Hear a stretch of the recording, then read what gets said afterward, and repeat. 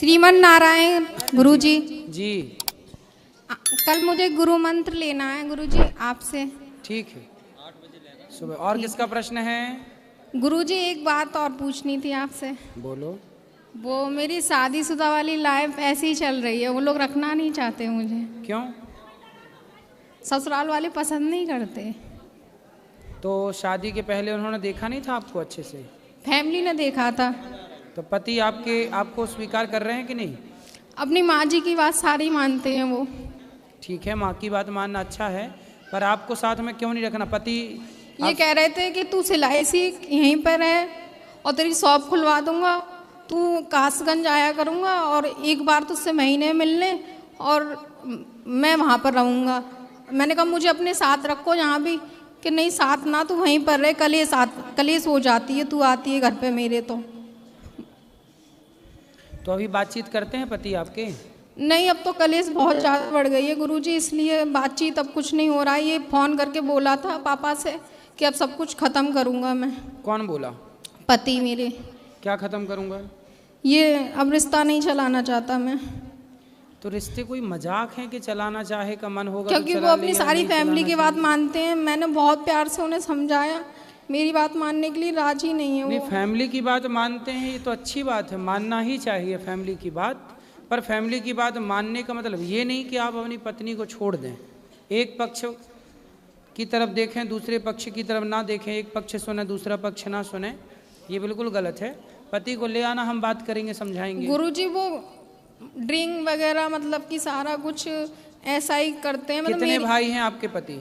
एक मेरे जेठ हैं और ये हैं, 2 सिस्टर हैं उनकी। तो जेठ अच्छे हैं? हाँ, जेठ भी हैं, लेकिन ये ड्रिंक वगैरह वो भी कर लेते हैं, कभी कभार ये भी कर लेते हैं, कभी तो कभार। जेठ की गृहस्थी बढ़िया चल रही है? हाँ, उनका ठीक है, उन पे बच्चे हैं, मेरे पे बच्चे नहीं हैं। कितने वर्ष हो गए विवाह के? 34 साल चल रही है गुरुजी। 4 वर्ष? जी।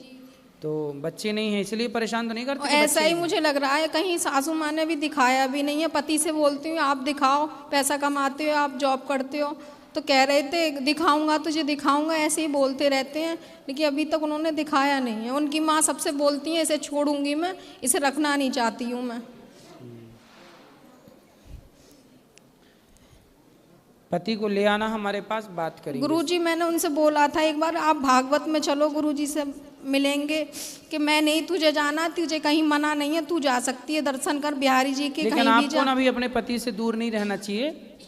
गुरुजी लेकिन वो रखना नहीं चाह रहे, ये कह रहे हैं कि अगर तू घर पे आएगी तो मेरे घर वाले तुझे घुसने नहीं देंगे। घर वाले कौन?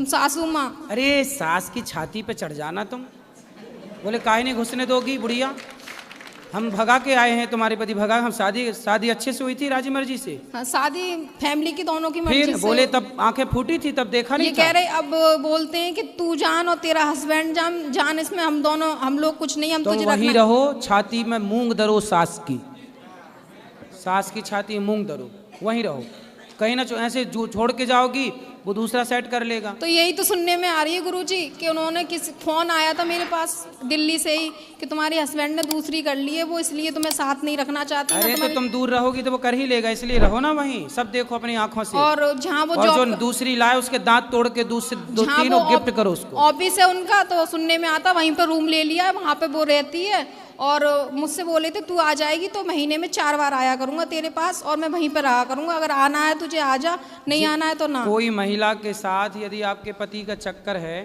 पता नहीं गुरुजी, लेकिन सबका फोन आया। पता नहीं क्या, पता लगाओ। तुम दुर्गा हो तो काली महाकाली भी बनो, कब तक बनी रहोगी भोली भाली? पति को बचाओ नहीं, वो तो चाह ही रहा कि तुम दूर हो, तो 3 के चक्कर में रहेगा वो, इसलिए तुम घर में रहो।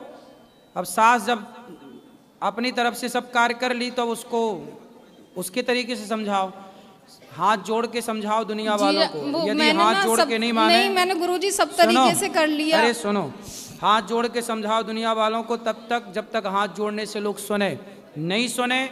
हनुमान जी लंका गए थे ना, तो सबको समझाए भैया हमें फल खाने दो, भूख लगी है। जब ज्यादा ही चढ़ाई की तो हनुमान जी ने पकड़ पकड़ के मारना शुरू किया लंका वासियों को।